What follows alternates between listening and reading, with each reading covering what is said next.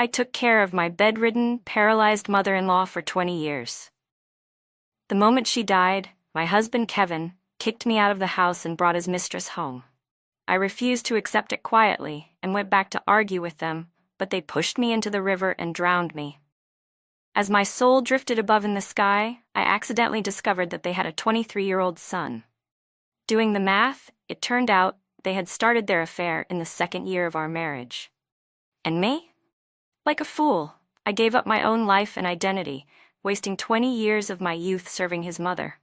My resentment ran so deep that even the underworld rejected me. When I opened my eyes again, I was back 20 years in the past. This time, I was going to see exactly how they all would die.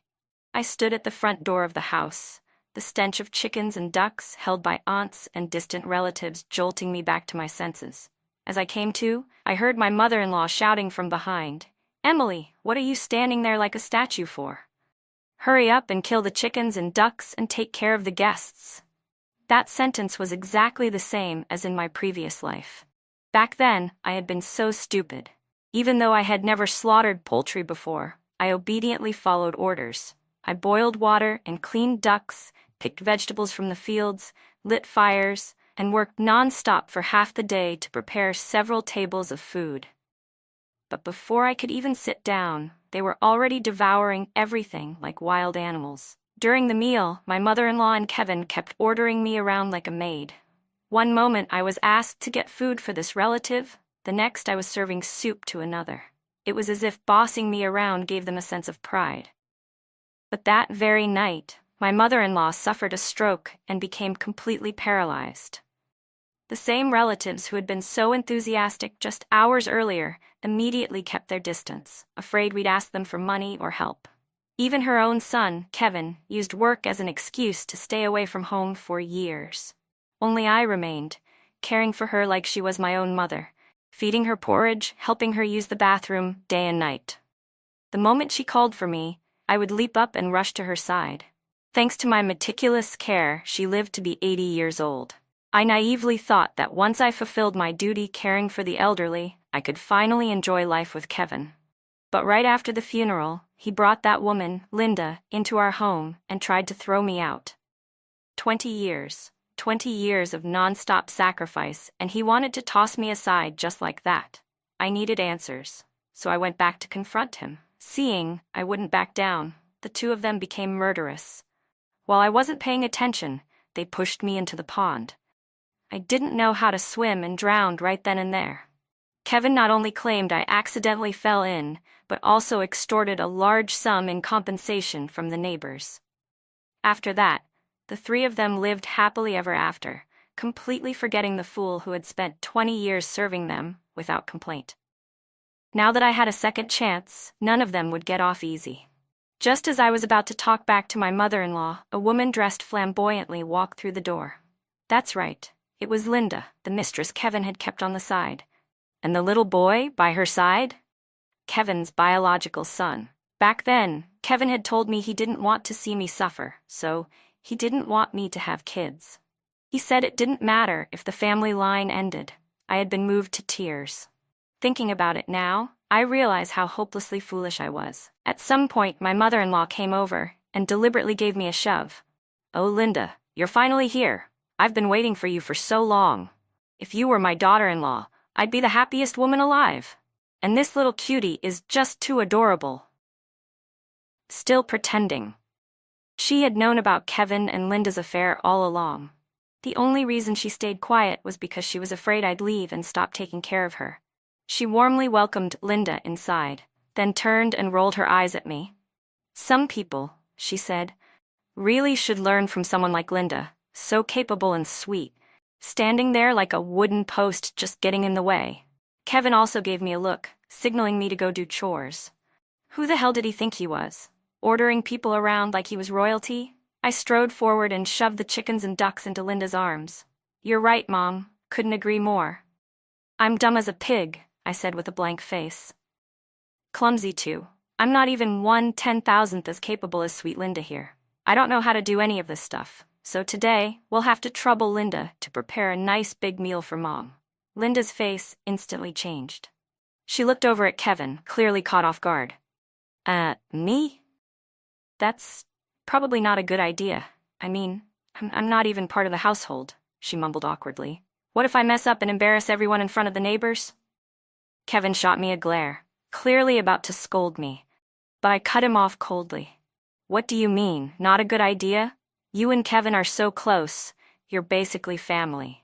No need to be so formal. We really appreciate the trouble. Without giving him another chance to speak, I shoved him straight into the kitchen and slammed the door shut behind him. For the sake of appearances, even though he was visibly annoyed, he didn't dare throw a tantrum. All he could do was frown and sulk while stuck in the kitchen. Meanwhile, I lounged comfortably in the living room, cracking sunflower seeds and chatting with Kevin's various aunts and cousins.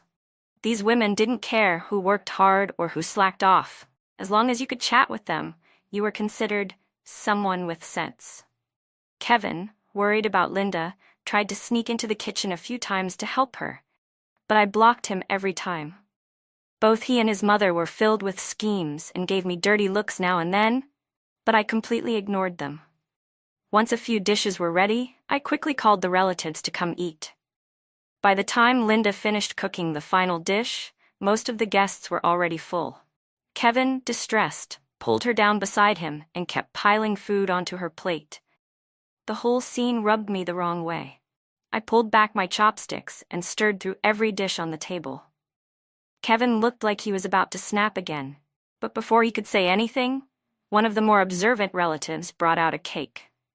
I pretended not to notice the tension and picked up the knife, humming a little tune as I began to cut the cake. Then, out of nowhere, my mother-in-law let out a huge wet sneeze right onto the slice I had just taken. Her spit and mucus sprayed across my hand and the cake, making the whole thing revolting to even look at. Some of the guests visibly gagged. Linda, however, looked incredibly smug and seized the moment to retaliate. "Oh, come on, sis-in-law, eat some cake. It's so delicious," she chirped. A relative nearby whispered under their breath, "It's dirty now, just toss it." But Linda gasped dramatically. "Dirty? What do you mean dirty? It was just a sneeze. Sis-in-law, you're not actually disgusted by Mom, are you?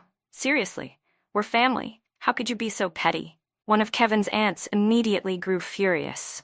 "Disgusted by me, huh? You little orphan, you think you're some kind of princess or what? That cake was paid for by my son's hard-earned money.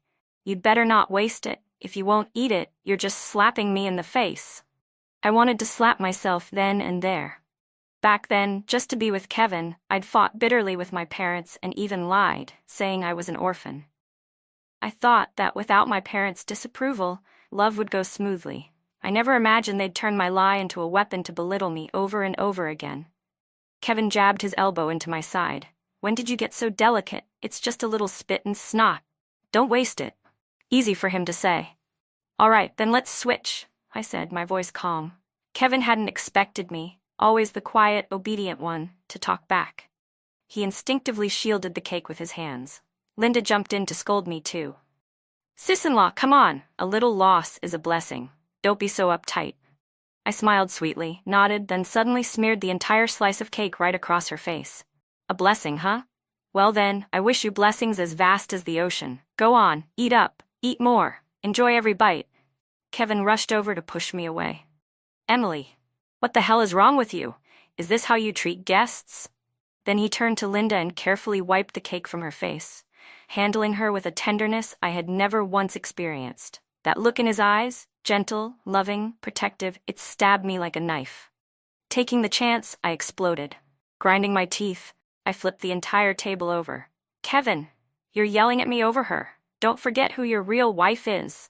His forehead bulged with veins as he shoved me hard. "What the hell is wrong with you? Linda's hurt now." "You've got some nerve," Kevin snapped. "Get on your knees right now and apologize to Linda, or I swear I won't forgive you." I seized the moment and let myself fall dramatically to the floor. "If you're going to defend her, then let's just get a divorce. From now on, you go your way, I'll go mine." The moment I mentioned divorce, a flicker of surprise crossed Kevin's eyes. But with all the relatives watching, he couldn't afford to lose face. "Fine, divorce it is. What's the big deal? You're a woman with no family, no home. Let's see how you survive without me." Whoever comes crawling back first is a damn dog. Perfect. That was exactly the line I'd been waiting for. Smiling to myself, I packed a small bag of belongings and walked out without looking back. Once I left Kevin's house, I sent a message to my mom, admitting my mistakes. I thought she'd be furious and refuse to talk to me. But she replied almost instantly, "Come home." Just 3 simple words, yet they hit me right in the heart. I had once said such cruel things to my family for the sake of a man who never loved me. And look where it got me. The regret stung deep. I sat in a cafe for hours, reflecting on everything. By late afternoon, Kevin's family group chat suddenly blew up. Someone said Mom had fainted. Who has a car? Can someone drive me? Kevin messaged the group, panicked. No one responded. Annoyed, Kevin sent an angry emoji and followed up with, "Oh, you all reply fast enough when there's food, huh? But when it's time to help, you go mute?" Only after a long while did a few relatives half-heartedly respond. Not long after that, Kevin called me. He said his mom had had a stroke and was now paralyzed. He told me to hurry over and take care of her. Of course I had to go, but I wasn't going to help. I was going to enjoy the show. When I arrived at the hospital, I first handed over some supplies I'd prepared in advance to one of my dad's friends, then casually made my way to my mother-in-law's room. The moment Kevin saw me, he stormed over, ready to lash out. "What the hell is wrong with you? You're only showing up now? All I did was say a few words, and you ran away from home? Get over here and put a diaper on, Mom." I scoffed and tossed the adult diaper in my hand into the trash. "Oh, Kevin. Weren't you the one who said earlier that whoever comes crawling back is a dog? Now you need me, and suddenly I'm welcome again? We're nothing to each other anymore. You expect me to come take care of your mother? Dream on." His eyes widened in disbelief. "So just because my mom got sick, you want a divorce? Emily, you've got a heart of stone. What kind of wife, what kind of daughter-in-law are you?" He really had the nerve. "If I hadn't been kind enough to take you in back then," he added, "you'd still be crying in some alley, calling out for your dead parents."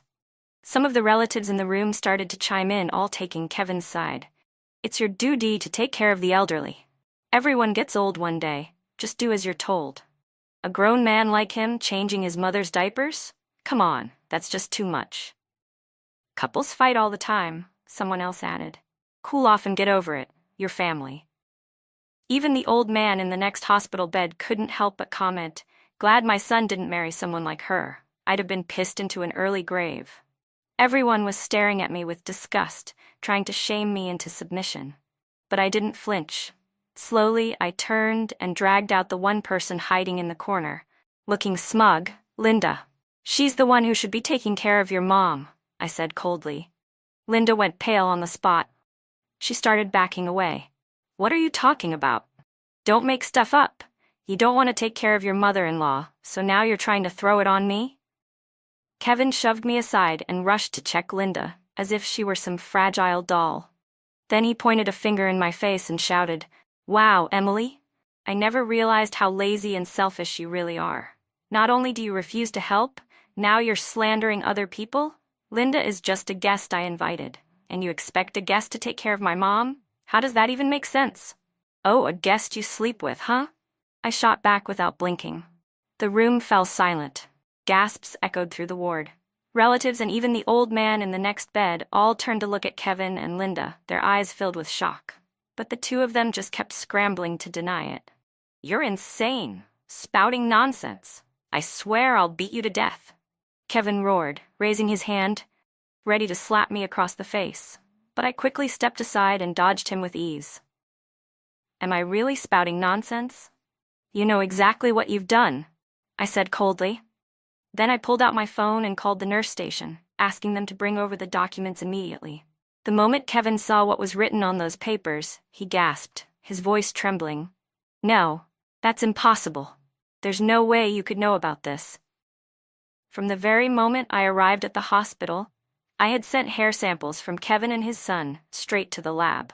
No matter how much I talked, nothing would be as convincing as a paternity test. Since Kevin cared so much about saving face, I'd make sure he completely lost it.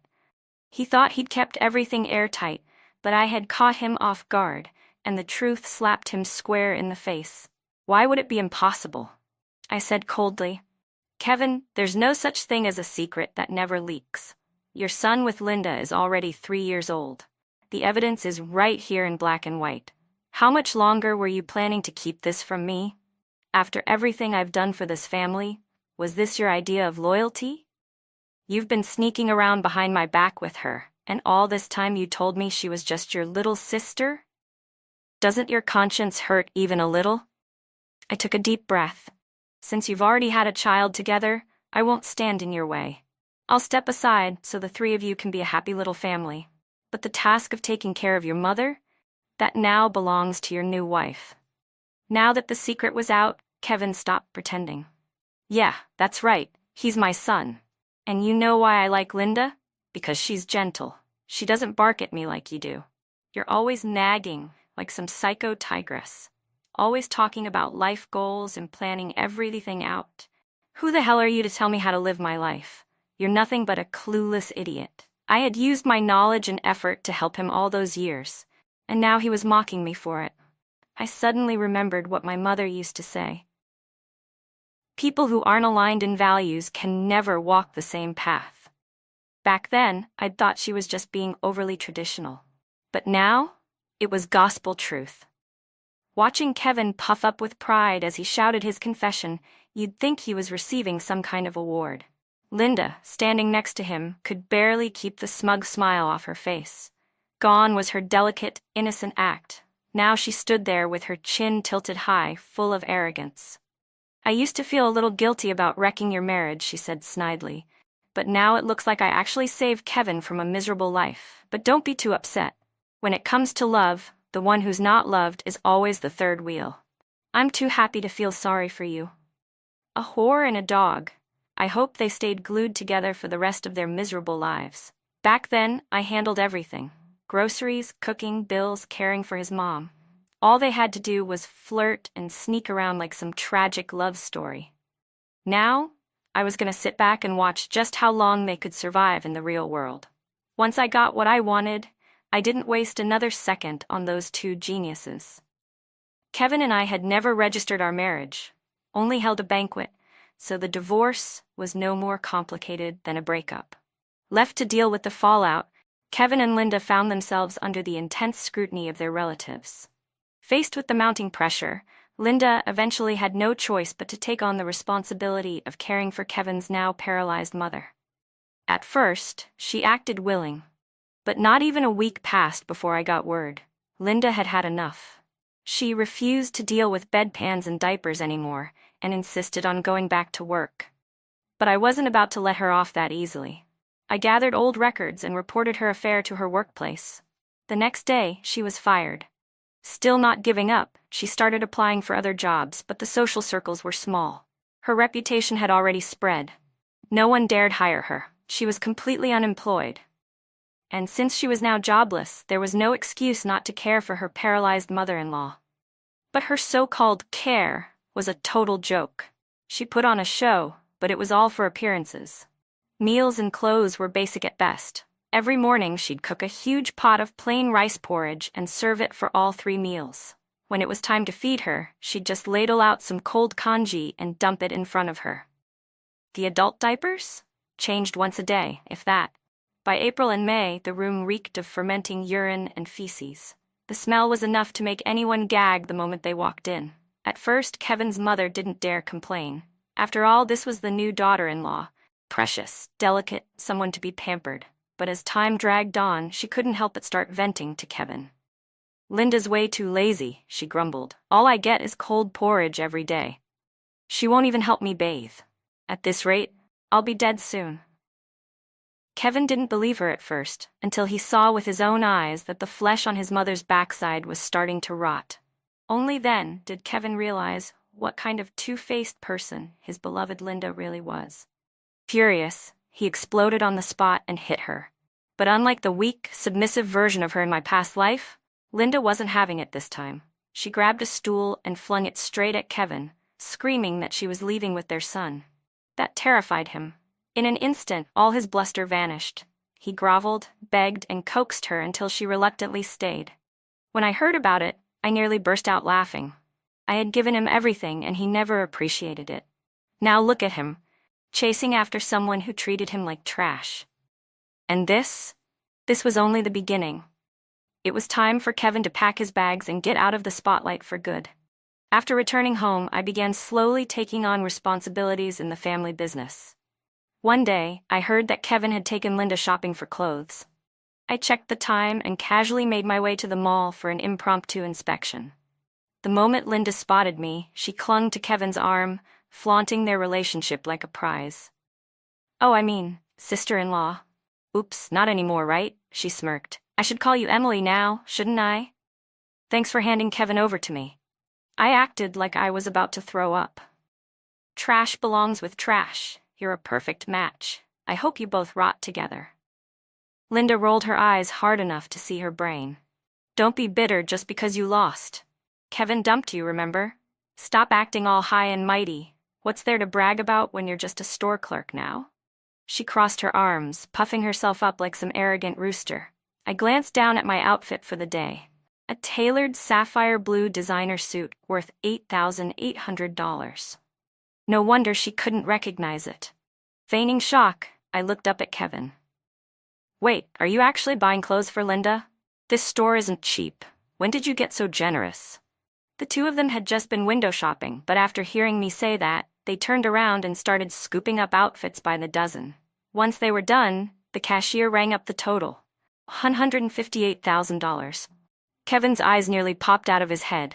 But he had his pride, and with Linda pressuring him, he clenched his jaw and drained his entire savings. Perfect. His money was gone, and his job was hanging by a thread. Let's see how long he could keep pretending he was better off. Trying to prove he was living his best life, that idiot even dragged all the bags over to show off in front of me. "I told you," I said, deadpan. "You'll never have a good life without me." Linda jumped in, full of attitude. $158,000. That's not pocket change. A broke nobody like you couldn't afford this in your dreams. Besides, Kevin's a manager here at the mall. He earns $30 a month. You'll never find another man like him. I couldn't help it.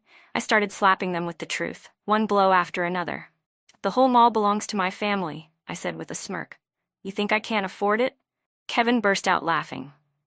"Why not just say you're the daughter of the mall owner while you're at it?" What a joke. Clearly, Kevin still didn't know his place. After all this time managing the store, he still had no idea who owned it. No wonder he'd always been stuck at the bottom. I pulled a black diamond VIP card from my bag and held it up. "Manager Kevin, do you recognize this?" There was only one of these cards in the entire mall. Unlimited credit. Kevin's eyes went wide as saucers. He snatched the card and examined it carefully. When he realized it was the real deal, his face went pale. Then, in a moment of panic, he started yelling, "Security! Security!" Pointing at me, he shouted, "She stole this! Call the police!" I couldn't believe the logic of this man. Linda, dumbfounded at first, quickly jumped on board. "You really are something else. Just to win Kevin back, you'd stoop so low as to commit a crime?" I looked at these two clowns and nearly laughed out loud. Right in front of them, I called HR. "Fire Kevin. No severance, no compensation. His affair is a liability to the company's image. Terminate him immediately." Just a second ago, Kevin had been enjoying the show. But the very next moment, his phone buzzed with his termination notice. Kevin stood frozen, rereading the termination message on his phone in disbelief. Even after making a call to confirm it, he still couldn't accept the truth. But once it sank in, that his only source of income was gone, he panicked. Grabbing the shopping bags, he ran back into the store, begging to return everything. But the thing is, I made sure that his particular store didn't allow returns. Embarrassed and furious, he lost it. Dropping all pretense of pride, he chased after me through the mall like some street thug, yelling obscenities. "Emily, so what if you're really some rich heiress? You think having a bit of cash makes you better than everyone? You think you're somebody just because you got me fired? I earned my job fair and square. You're the shameless one." Too bad for him. My personal bodyguards weren't there just for show. Within seconds, they had him lifted off the floor and tossed out of the building. When I first met Kevin, he was just a delivery guy. I felt sorry for him. I secretly pulled strings with HR to get him promoted to manager, hoping it would make his job easier and his life better. He was so naive. He actually believed it was just good luck, thought some ancestor was watching over him. Now he finally understood that everything he ever had was thanks to me, his ex-wife. And now, I would be the one to take it all away. I wanted him to lose everything, to regret the biggest mistake of his life, betraying me. After that mess, I figured Kevin would finally learn his lesson. But clearly, I'd underestimated his ability to keep making a fool of himself. Just a few days later, he showed up at my new place. Somehow, he'd found out where I lived. He set up a massive banner right outside my apartment complex that read, "Jiang City's rich heiress abandoned her husband and mother-in-law, heartless and disloyal." Right next to it, a blown-up, unflattering photo of my face. I was so mad I actually laughed. Abandoned her husband and mother-in-law? The audacity. Kevin was a master of the reverse blame game, always playing the victim louder than anyone. When he got no reaction outside my building, he marched straight to the entrance of my family's mall. This time, he brought a loudspeaker and blasted recordings of his fabricated sob story on loop, trying to turn public opinion against me. Shoppers, unaware of the truth, started pointing fingers. Gold digger, they called me. And when they found out I was the daughter of the mall's owner, some even returned the items they'd just bought. Then, somehow, Kevin figured out how to live stream. He opened an account and started bad-mouthing me 24/7, spreading lies non-stop. He even filmed his mom's pitiful condition to gain sympathy and attention, painting himself as the tragic hero. The videos went viral around the neighborhood. Business at the mall began to suffer. One evening, just as I was leaving work, Kevin jumped in front of me, bold as ever. "Emily, put me back as manager," he threatened, "or else don't blame me for what happens next." I narrowed my eyes and baited him on purpose. "Nope, what are you gonna do? Keep lying about me? Or are you thinking about killing me now?" He snapped. "You think I won't beat your face in right here?" That was all it took. My undercover security stepped forward, pinned him down on the spot, and handed him over to the police. "Officer," I said calmly, "this man has been slandering me and threatening my safety." Kevin clearly didn't expect that move. The moment he saw the cops, panic hit. He tried to run, but it was too late.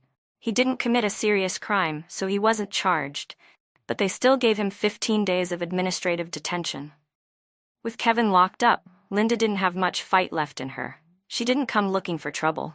Instead, she started clinging to wealthy old sugar daddies, ignoring her child and Kevin's mother completely, focused solely on getting ahead.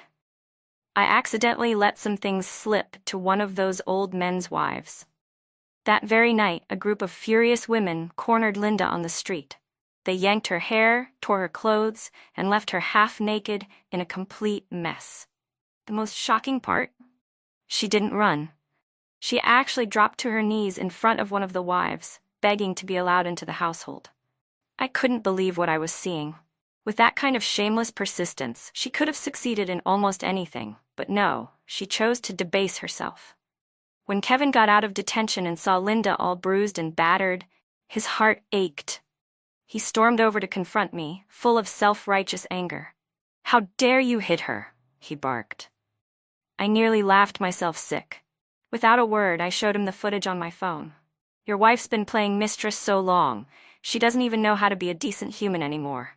And now that you're useless, she doesn't even want you." She ran off to cling to another sugar daddy. Why would anyone keep Kevin around after that? Watching the video, Kevin was livid. His face twisted with rage as he turned and stormed off to take it out on Linda. At first, she tried to stand her ground, but after a solid beating from Kevin, she finally quieted down. To stop her from pulling another stunt like that, Kevin decided to send her back to his hometown to take care of his mother full-time. But there was no way someone like Linda would take that lying down. All her pent-up frustration landed squarely on the old woman. She didn't just neglect her, she outright abused her. No food, no water, sometimes even slapping and screaming at her. Late one night, I got a call. The voice on the other end trembled as it pleaded. "Emily, please, come save me. I was wrong. That woman's gonna kill me." It was Kevin's mom. I know I was wrong before. I didn't see things clearly. From now on, I swear I'll treat you like my own daughter. Please come back. I smiled as I popped a cherry into my mouth and replied, "Oh? Have you already forgotten what you said before?" You praised Linda for being such a sweet and capable girl. You said you'd die happy if she were your daughter-in-law. Well, your wish came true. Why aren't you happy now? You really are greedy. You want everything both ways. If you come back, she begged, I'll admit I was wrong. Please, Emily. Her voice cut off mid-sentence, interrupted by a sharp, nasty screech in the background.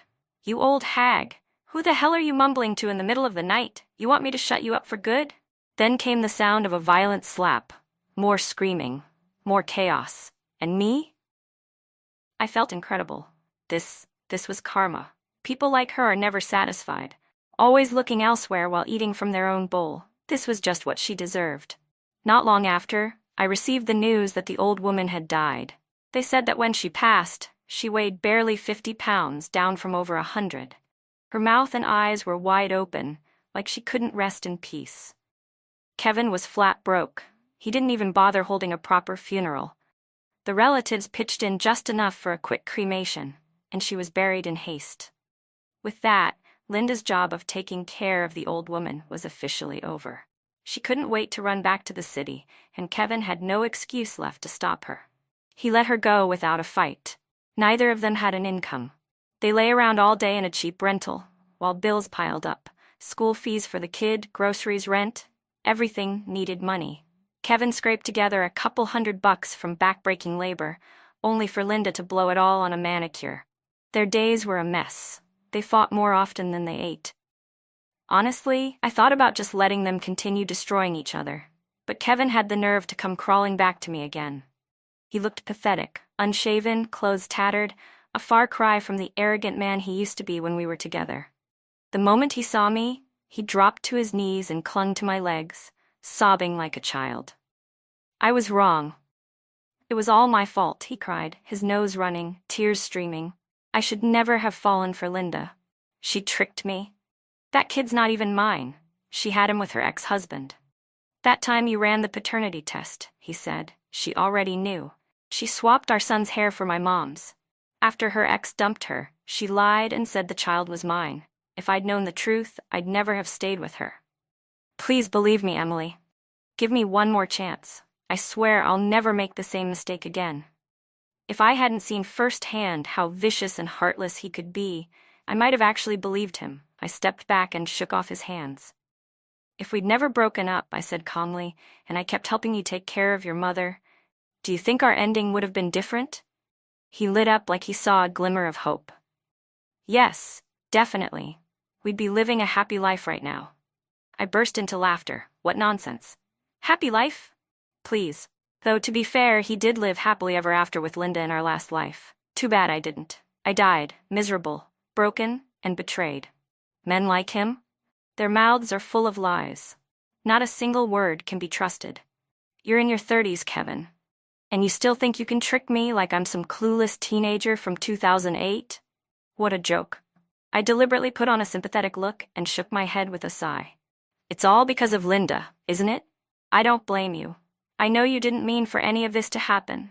It was that woman, always clinging to you, pestering you non-stop. That's what ruined everything. If it weren't for her, you'd probably be a millionaire by now. And we'd be raising a bunch of kids together. Kevin looked like he was under a spell. He just kept muttering over and over, that damn Linda ruined my life.